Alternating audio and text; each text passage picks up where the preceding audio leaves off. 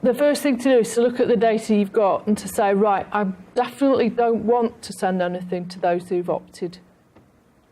They've said that they definitely don't want to receive anything, so they've opted out, so to speak. So they've told you, I do not want to receive anything from you. You said it's the same for us. If an email system they've opted out, we can't send them something ever again. No, so that's fine then. So that's fine. So then we always have an opt-out on every single email as well, because I think that's what most B2B email. You have to have that, yeah. So, I'm just interested. Do we have to send those 4 or 5 emails, or can we say? I'm still not 100% clear on that side of things from what we have to do. The ICO is trying really hard to convince people that they're not trying to undermine the marketing industry. I'm not necessarily sure that they are. I think you have to go back to basics to find out how you got that data in the beginning and what they were told, more than anything else. To go right back to basics, because the clear danger, if you haven't said in your original privacy policy, can we get in touch with you to talk to you about new things going forward? If you haven't said that you're going to be doing that, then you're automatically walking yourself into a potential enforcement situation.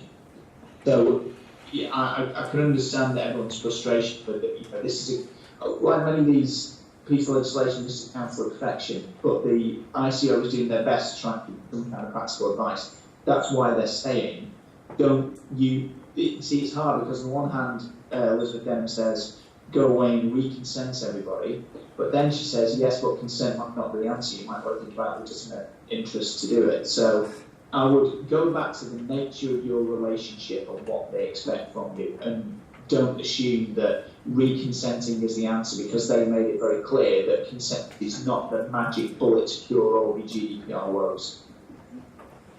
Cheerful advice from a lawyer on Monday night.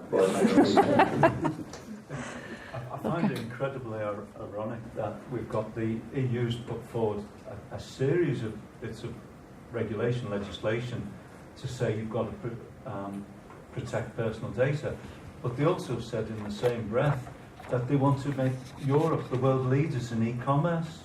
You know, it just seems contradictory to me that they're trying to look after your data, but then say they want you to excel in e-commerce, where you need to manipulate that personal data. So that the article I mentioned before from that chap from the Times, that says that look into that the new e-regulation might be a lot more sympathetic towards your type of problem than we think at the present moment. I'd get a handle on what you've got, get the granularity into it between now and January, wait for the guidance to be cast in stone, and then take it from there. It seems to me that legitimate interests, though, could be...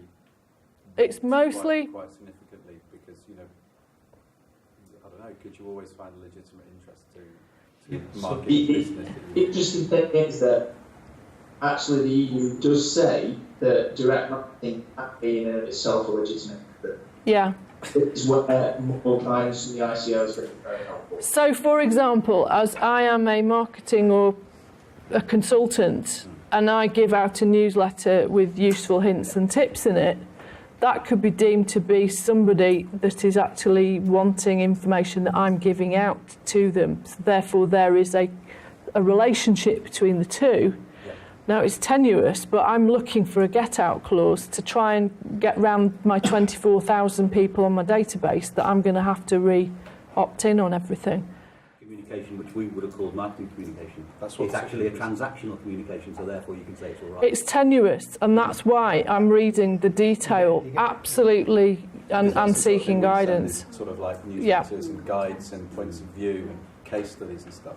So but what I'm not doing now is the pop-up special offers, I think that's in the spirit of the whole GDPR thing. That's what they're trying to get rid of, is that constant, every couple of days you've got something being thrust at you all of the time. So I think it's just to be, the spirit of the whole thing has to be there. And if you establish from now till Christmas what you actually have, that's the best way forward that I can recommend. And then from January onwards, then take the cast iron, this is the actual directive. And it's not just the ICO, it's all the European stuff coming in, it's the electronic stuff all coming in together. In January. Yeah. The thing is, there's no easy out to it.